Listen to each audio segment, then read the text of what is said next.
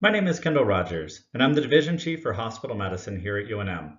I've been on faculty for 13 years, and I'm a product of the New Mexico education system, having completed high school, undergrad, medical school, and residency here. I'm so honored to have this opportunity to talk with you about the history of UNM Hospital. While I've had to cut this down tremendously, I hope it instills in you the same level of pride it has in me. During this talk, we'll discuss three separate but joined histories: that of UNM Hospital, of the School of Medicine, and Albuquerque, the community we serve. But first, it's impossible to give a history of our hospital without understanding the community in which we serve. We are here because of the city and state we live in, and this is a core part of our culture and heritage. Albuquerque is an amazing mix of cultures. As you know, we have the highest percentage of Hispanics of any state, and we have the second highest percentage of Native Americans, second only to Alaska. Thus, I begin with a brief history of Albuquerque, as I feel the two cannot be separated. Albuquerque was founded in 1706 as a Spanish colonial outpost, and it took 200 years for Albuquerque to reach a population of 15,000. History resources would list three things that Albuquerque and New Mexico were built upon: railroad, ranching, and mining. And that may have been true until the 1880s. For once we had the railroad, the real driving force of our economy and our sustained growth was attributable to another activity: coughing and spitting. We are of course talking about tuberculosis, otherwise known as white plague or consumption. At the turn of the century, tuberculosis was a leading cause of death in the United States. In fact, 150,000 Americans were dying each year from tuberculosis. It was estimated that for every death, 10 to 20 others were in the disease's early stages. There was no cure for tuberculosis, but there were treatments that were shown to provide benefit. The prescription was quite simple: rest, fresh air, and dry high-altitude air was better, ample good food, as we know that these patients wasted away and nutrition was vitally important, and avoiding depression and keeping a positive attitude. No other treatments at the time were proven to be effective. And Albuquerque was perfect for this prescription. As a result, patients and families began to flock to New Mexico and Albuquerque for its warm, dry climate, and we became a center for treatment of the disease and even advertised for it. Sanatoriums like this were built throughout the city. Central, or Railroad Avenue as it was known then, went by the name Sans Row for the number of sanatoriums that lined the street, which peaked at 20 sanatoriums. It's estimated that in the early part of the century, 1/3 of the population of New Mexico had TB or was the child or spouse of a lunger. However, Albuquerque did not only attract patients to New Mexico, it attracted doctors, nurses, entrepreneurs. Treating these patients became the business of Albuquerque, and healthcare was the other industry our city was founded on, and the one to have the most significant, long-standing impact on it today.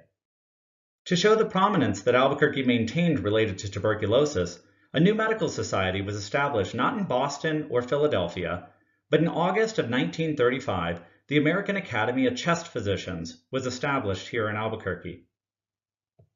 So how did we do treating tuberculosis 100 years ago? Well, our average length of stay was 9 months. Average in-hospital mortality was 25%. However, Albuquerque claimed 3% mortality rate compared to New England's 25%. And mortality at 5 years was 50%. Of those 50% of patients who recovered, many of them stayed to become prominent and shape our state's future. Names like Carrie Tingley, architect John Meem, Dr. Randolph Lovelace, and Dr. Lassiter, founders of Lovelace Clinic, Presbyterian founder Reverend Hugh A. Cooper, among many others. This all changed in 1944 with the release of streptomycin, which changed the course of tuberculosis, offering a real treatment. Due to this, we began to see large declines in the number of patients that arrived here for treatment.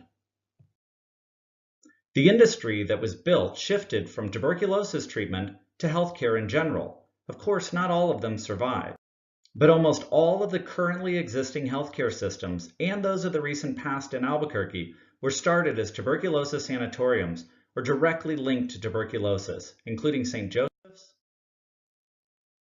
Presbyterian, and Lovelace. But UNM Hospital's origin can also be traced back to the treatment of tuberculosis.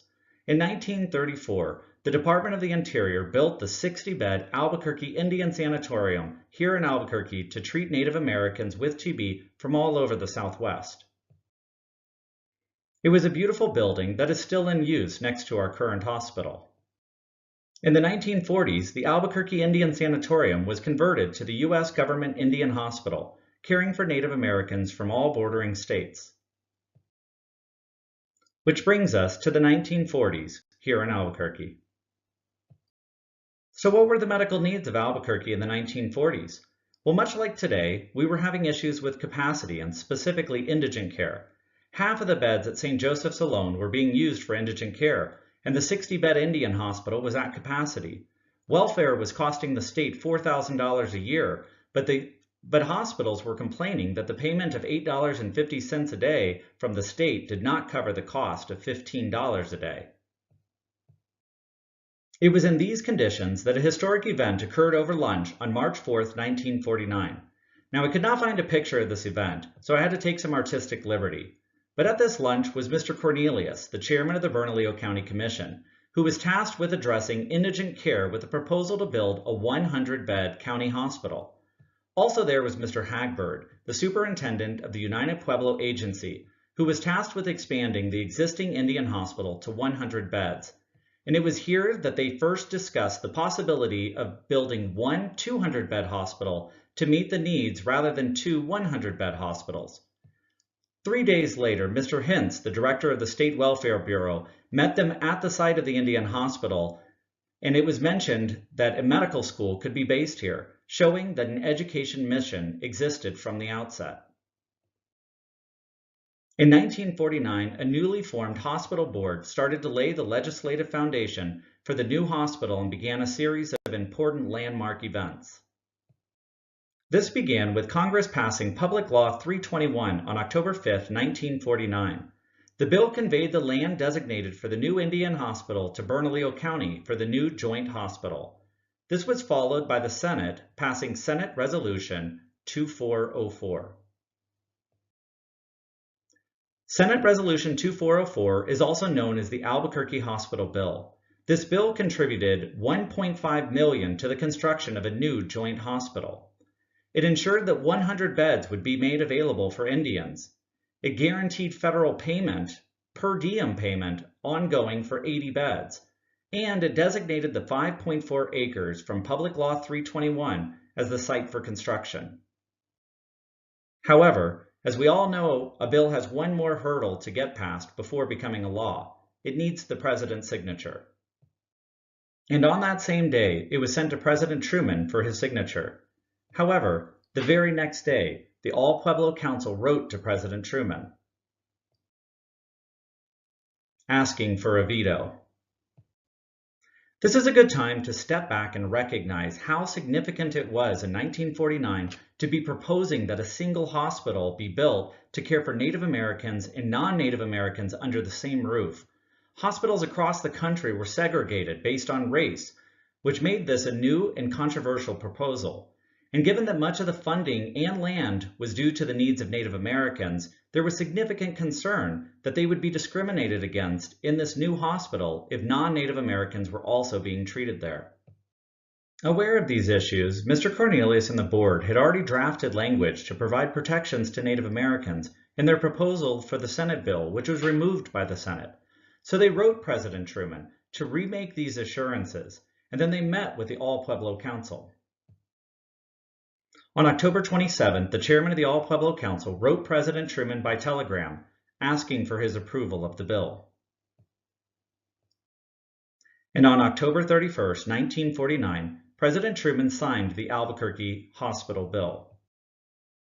And he put out this statement. I would like to highlight some of his words. I wish to express my full approval of the basic objective of this legislation, which is to encourage the integration of hospital facilities for the care of Indians and non-Indians in the same community.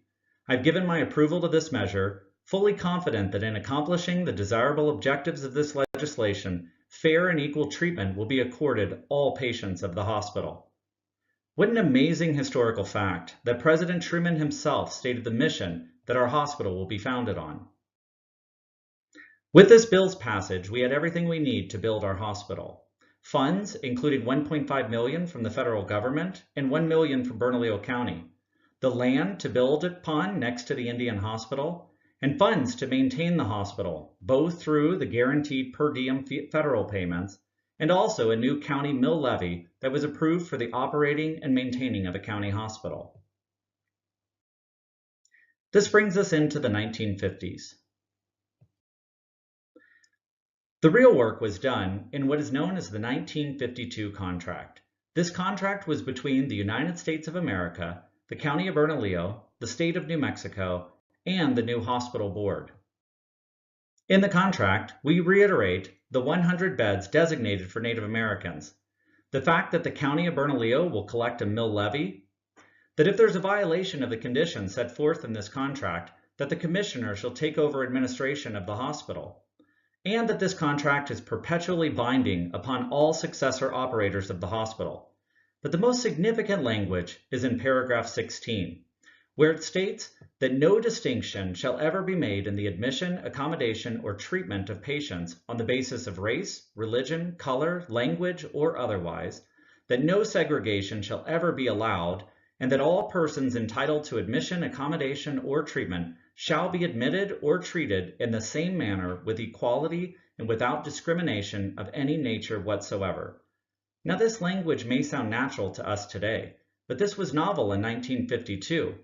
In fact, it was used in the 1964 Civil Rights Act, which stated, "All persons shall be entitled to the full and equal enjoyment without discrimination or segregation on the grounds of race, color, religion, or national origin." How proud we should be that our hospital adopted these practices at our founding and led the nation in this movement. But what really happened? Did we discriminate? Actually, even before opening, we identified a population that we would discriminate against. They were known as paying patients. We stated that patients who were able to pay for the full cost of services were eligible for admission only for services not available elsewhere in the community in the event of a shortage of facilities elsewhere, or in the case of emergency. And with this, on October 26, 1954, Bernalillo County Indian Hospital opened as the largest hospital of the state of New Mexico. This postcard shows the pride we held in the facility at its opening.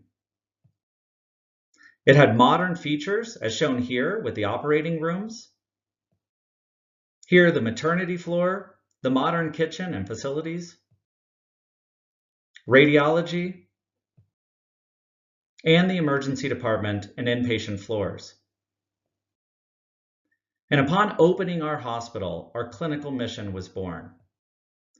But I would argue that we had twins that day, for our education mission also began immediately. Within the first 3 years of opening, we were accredited for training medical interns, being used for students of the new UNM nursing school, and we had established a clinical training program for medical technologists. And our first medical interns arrived in 1956. As front page news, I'd like to highlight one of these interns, Tom Downing. Tom Downing was a 44-year-old businessman turned doctor. He graduated medical school from the University of Colorado before coming to BCI. Tom Downing was from New Mexico. He went to UNM in 1931. It took him 9 years to get his degree as he worked as a truck driver for New Mexico Steel Company. He had to drop his pre-med classes and take night classes to get a degree in biology. In 1941, he purchased that steel company, and in 1946, his brother returned from the Navy and became partner. In 1950, Tom Downing enrolled to take the rest of his pre-med classes at UNM. Then he left his brother in charge of the company, and he took his wife and 3 kids to Denver for medical school. Tom Downing's course to become a physician in New Mexico is illustrative of the issue that we had educating our own students. New Mexico did not have a medical school, so students from New Mexico could attend respective schools who were members of the WICHE at a tuition cost similar to in-state, where New Mexico paid the difference, amounting to around $2,000 a year per student.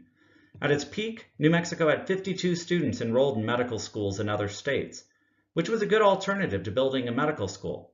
However, Tom Popejoy, our 9th president of UNM, had the foresight to realize that this would not be adequate in the future.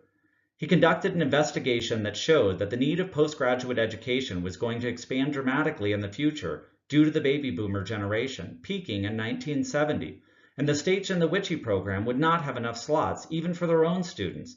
Thus, he knew that New Mexico students would be left out. So in 1956, Popejoy predicted a medical school being 5 years away and began working towards this. This brings us into the 1960s here in Albuquerque. On schedule with Popejoy's planning, the New Mexico State Legislature founded a 2-year medical school in 1961, and UNM recruited its first School of Medicine dean, Dr. Reginald Fitz. Dr. Fitz came from a line of medical school deans. Both his grandfather and father were deans. His grandfather had coined the terms appendicitis and pancreatitis, and his father was assistant dean at Harvard, but he was the first to establish a medical school. Dr. Fitz first began by recruiting his department chairs. Early on, UNM was referred to as Harvard on the Rio Grande, and this was due to the fact that a vast majority of our founding chairs were trained at Harvard. In 1963, UNM and the Hospital Board of Trustees made BCI the teaching and research hospital of UNM School of Medicine and closed the medical staff to BCI. With this, the current house staff became the first official house staff associated with the UNM School of Medicine. And in 1964, we began our first class of medical students in a 2-year medical school. But before their 3rd year, due to being able to offer their clinical experience at BCI, UNM School of Medicine became a 4-year school. And in 1968, with the graduation of our first class, BCI underwent our first name change from Bernalillo County Indian Hospital to Bernalillo County Medical Center. It was felt that with this new affiliation with the medical school that the mission of BCI had expanded, and that this new name better symbolized it as a sophisticated teaching and healing hospital. This brings us into the 1970s here in Albuquerque. Throughout the 1970s, there was discussion about the state of New Mexico purchasing UNM, as it was uncommon for a state medical school to be associated with a county hospital who was effectively providing care to the entire state. However, on the hospital's 25th anniversary, it was decided that the state would not purchase the hospital, and we entered into a new 20-year lease agreement and affiliation with the University of New Mexico, where the university assumed full responsibility for the operating and maintaining of the hospital. It was at this time that we assumed the name that we hold today, as the University of New Mexico Hospital. At this point, I would like to quickly run through our growth over the years using this aerial view. Orient yourself for a second, but here in the top right, you can see the Indian Hospital that was built in 1932.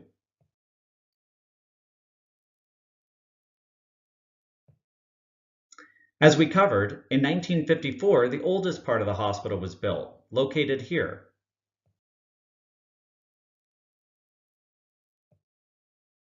In 1970, we added a new west wing. This added new inpatient floors and a new OR. In 1976, we added the 7-story South Tower. 4 of these floors expanded clinical areas, while the top 3 floors housed the School of Medicine faculty offices. And in 1985, we built the critical care wing. This is the only part of the hospital that has been subsequently removed. It had a new emergency department and the critical care wings.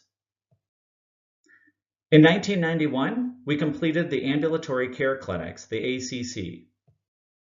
This added outpatient clinics and moved the faculty offices from the South Tower and allowed backfilling those to inpatient floors. And most recently, in 2007, we completed the pavilion, which has a new ER, critical care units, and inpatient floors for pediatrics and maternity care. And even now, though our buildings may be the same since 2007, we're still building and transforming, currently through a process to transform our culture and processes through what we call Mission Excellence. It is the vehicle to help us improve our efficiency, quality, and culture to achieve the mission we were founded on, to provide equal, excellent care to all of our patients.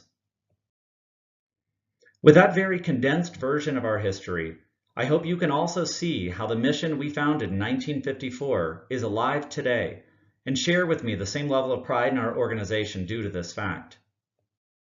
Our significant growth beyond our hospital walls and continued change as an organization, even in the face of challenges, is to achieve and maintain that founding mission.